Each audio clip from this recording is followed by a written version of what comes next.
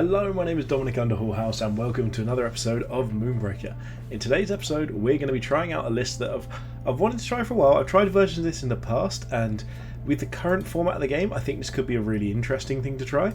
And what it is I've put a list called Come and Get It. So what we're trying to do is we're trying to set up a position where we want to be on the objectives, we want to be trying to hold them, and we want to basically be punishing our opponents every time they come and try and deal with us. So the idea of this is to stay hidden a little bit behind things. We need a little bit of healing, but as soon as they come near us, we've got some really powerful short-range threats, and hopefully we can play appropriately. So, to start out, our one drop, as always, is going to be Maximus. In this case, we're not going Deadeye because we like the idea of being able to poke out, shoot, poke away again. Works really well for our game plan. We've got Stitchy here for a bit of longevity, keep the game going a little bit longer. Broken Vengeance, just an incredibly powerful 2-drop, so it seems pretty reasonable to me. Then following up here we've got Axle Pyro. Toxoid is a 3-drop, so the moment someone comes near to us we can Toxoid out, take them out, hopefully in conjunction with Maximus, and we can end up just taking that unit out completely. We've got Tipu here, start getting that value. We've got Rickety Backfire, so Rickety is very short range for the explosion, so we need to be fairly near to them, and so this is just to make them come to us and we can go to them and just deal huge amounts of damage. We've got Chuck and Co to use that to close the gap with our units and send them over. We've got Furia, but without Fate Twister Tantan, just for a really good bit of sort of, if you don't come and deal with us, we're going to kill your captain. So again, it puts that pressure on them to be the one to act. You could use something like a Florio with this, but I think I just wanted to try Furia because it's just a really fun unit. And lastly, something you might not have seen for a while is Quetzali. So Quetzali allows you to refresh the movement of your units.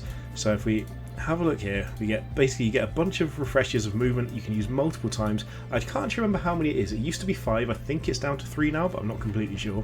And the point of this is basically if our opponent doesn't come to us and we start falling behind, we position Quetzali somewhere safe, the following turn, move it up, and we start, say, moving Rickety 3 times, trying to deal 10 damage to something, sending Toxoid out, gonna go get that poison damage, just really making as good use as possible, or sometimes even just getting Furia into line of sight of the enemy captain. So this is the list that we've got.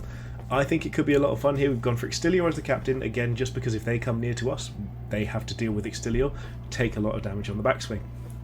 So if you're liking this content, please don't forget to subscribe. We've hit 310 subscribers now, which is incredible. The numbers are just flying up. I couldn't be happier. Make sure you comment, like, join us on Patreon in the description if you want to. But for now, I'll see you once we get into the game.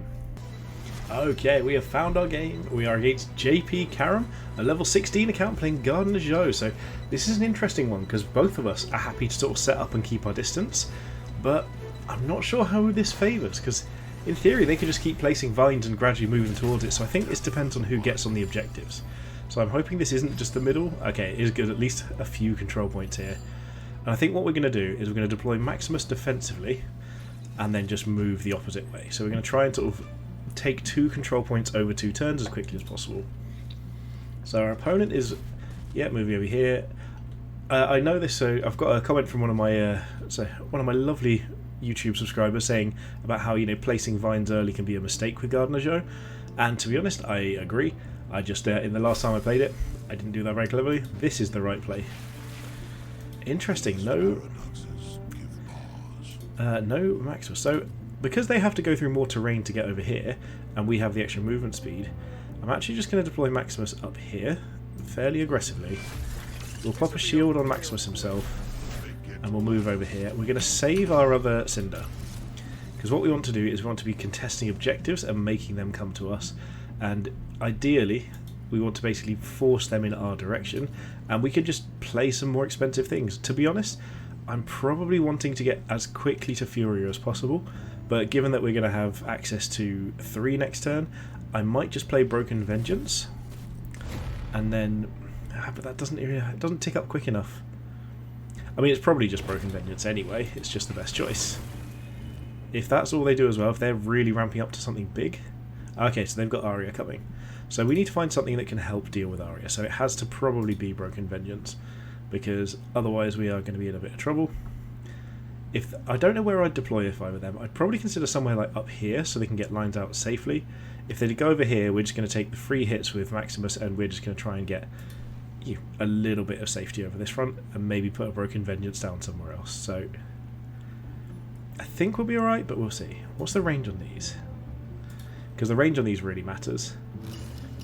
Oh, our opponent's ticking down the clock, getting that Aria positioning. Okay, there we go. Again, I think through this they're going to not struggle to get onto the objective, so it might even be worth just pushing on to this point and just going for a bit more damage in that direction. So I think I might actually just do that.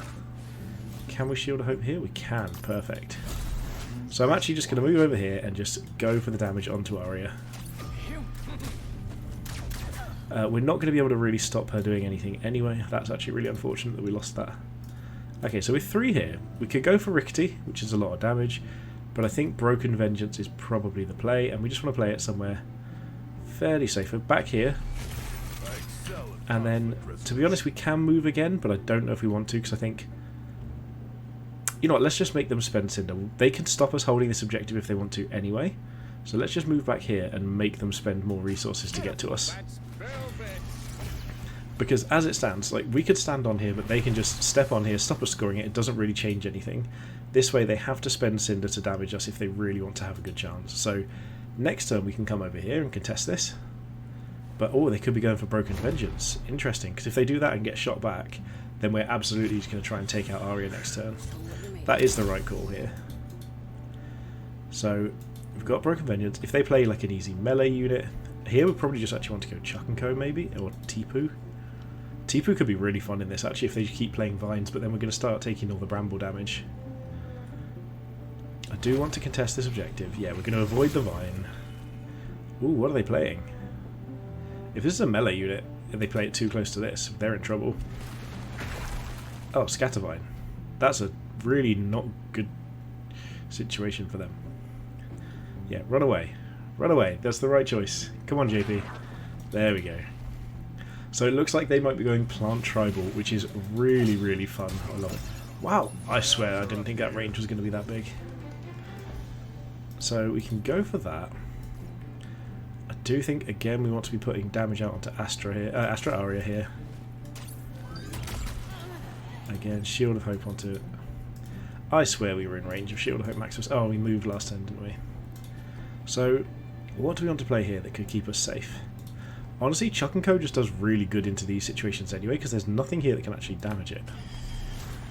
So let's just Chuck and Co and place this on ourselves. I'm going to send Maximus in just to contest this.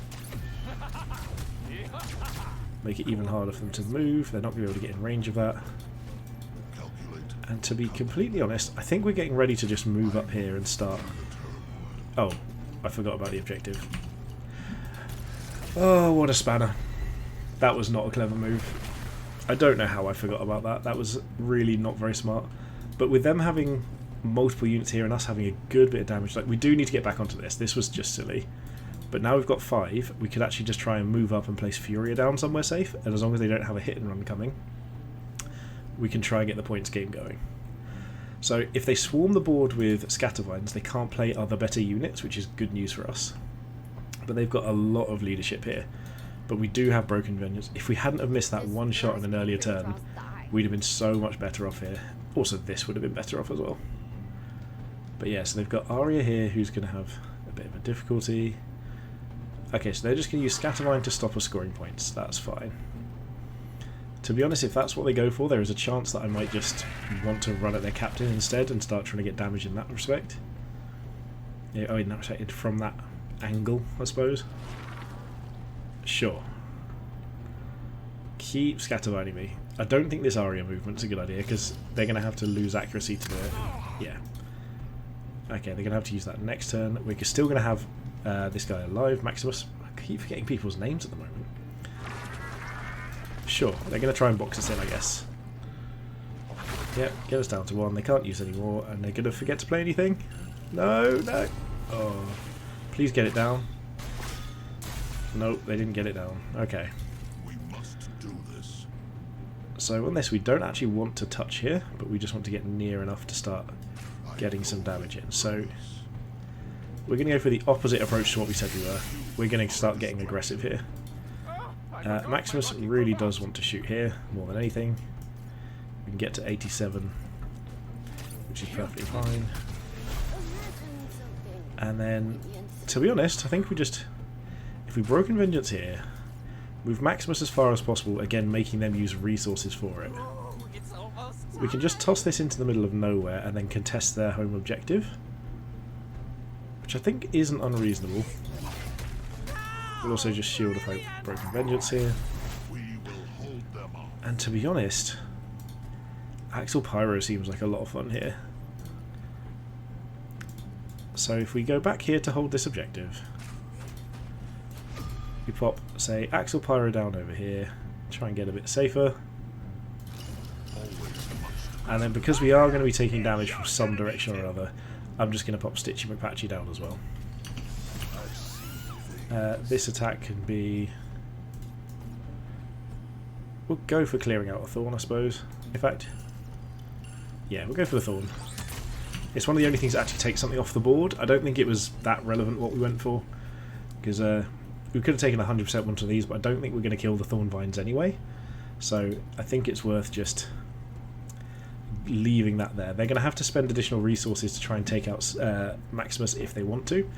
And I think in this situation, we probably look at just burning the captain down, because they've spread a lot of resources. They've got 3 of their crew cap used down here, and depending on what they go for, I guess they've got a Noxie, so they can try and trigger Noxie, but the thing is, we're just going to go all out on damage on the captain, I think.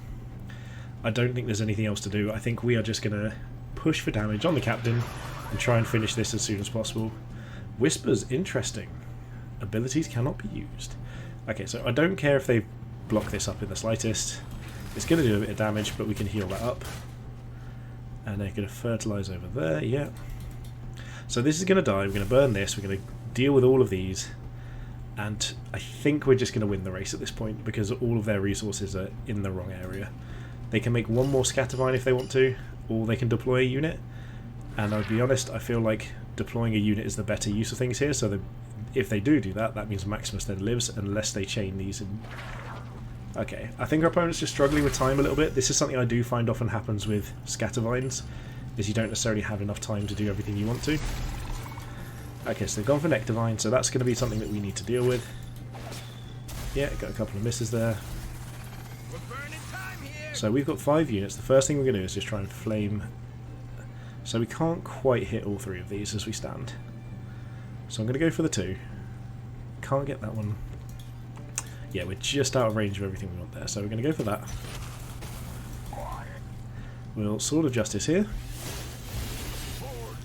We're going to move up and just start hitting Joe, so... And we're going to move here, because if we get the angle right, we might be able to knock them into their own plant as well. So, no, not quite, but we will be able to do damage if we want to. And then, because we've got all of this going on and they can't deal with it, I think Furia actually provides the most damage onto the table next turn, because she'll be up to 6 attack. So I think we just pop Furia down, say, here, and just really try and go for some damage. And if we can... So this can move away, so we're not going to be able to do anything on that. We're just going to try and keep things alive. Let's go protect... Axel Pyro is going to just struggle, so let's just protect Furia. And I guess we just poke Whispers. There's no reason not to. And... Oh yeah, we've got units over here, of course we have. I forgot about this. What just happened there? I don't think I ran out of time there. Either way, it's fine. I think we've got this. We're going to just push for loads of damage next turn. So, here's one thing. I don't think I've actually seen Whispers used very often, but I'm really curious as to whether, when it says abilities can't be used, does that include movement? Because if it does, that's awesome, just like locking down the game. I would absolutely want to be trying that out. This does feel like almost like the list that my lovely Patreon supporter Pax mentioned. I'm going to have to go through, and that's something I'm going to do a video at some point, but I figured some people might want to see a bit more damage coming out first. But we've got a list which is basically as low damage as you can get with Gardener Joe and Plants and Whispers, and slowing the game down beyond anything you could possibly imagine. And honestly, I can't wait to try it out. It looks like a lot of fun, so Pax, don't worry, that will be coming in the near future. Okay, so as it stands at the moment, we have got enough damage to end this game. Our opponent's not going to have anything to do. We did actually miss out on potentially 5 more coming their way as well. They're going to heal with the Scattervine, but we've got tons over here, and they haven't been able to deal with Axel Pyro. which is probably the most important part of all of this, seeing as he provides the most damage. So they're looking at going for the points, but their captain's going to be dead before it's relevant, unfortunately. So I believe there's not much that they can do, but either way, JP Karam, this has been a really good game, so I'm believing we should end this turn. But let's just make sure. So we've got a 100% chance to hit here. Oh, got lots of little triggers going on, so we'll go for that first. And we may as well move away. We'll hit in here. We'll spin. Hit again. Axel can't use its Fire Flamer, so it doesn't affect movement. We've still got that as an option, but it does affect other abilities. So we're just going to use Maximus first. Try and get those chip shots in. And see if we get any luck. Nope. And then just Broken Vengeance in here. Ooh, we missed everything. This is actually quite funny. So, can we... Oh yeah, we can just toss it. Of course, toss does damage. I always forget toss does damage. So there we go. We did try. We nearly messed it up. We did the best we could. But yeah, so Whispers seems quite cool, like, into the right units. Like, I've not actually seen it really played, and I know it's on my horizon, so I'm trying to pay attention to that. So, all in all, I think this game... We didn't really play the game plan that we wanted, but what we had to do was we had to basically... Well, we didn't have to, but they put them in a position where half of their resources were the wrong side of the battlefield, and we could just turn on their captain. So one of the things that's really important in Moonbreaker is knowing when you can afford to just put all of your damage onto the enemy captain, and when you need to play it safe. And in this case, it was absolutely the right choice to go for it, because they left not enough ways to defend it, not enough ways to fight back. Any big damaging units we could have probably dealt with, and things like a Noxie that they did play, we just can ignore it and just go for the damage, because they're placing down units that damage us at the same rate as we are that damage them, and we're ending the game and they're slowing us down. So all in all, a really good game there. Like, I want to say again, JP Karam, a brilliant game. Thank you so much for that. If you've enjoyed this, please don't forget to like, comment, subscribe. Join us over on the Patreon in the description down below. But for now, thank you so much for watching, and most importantly, have a good day.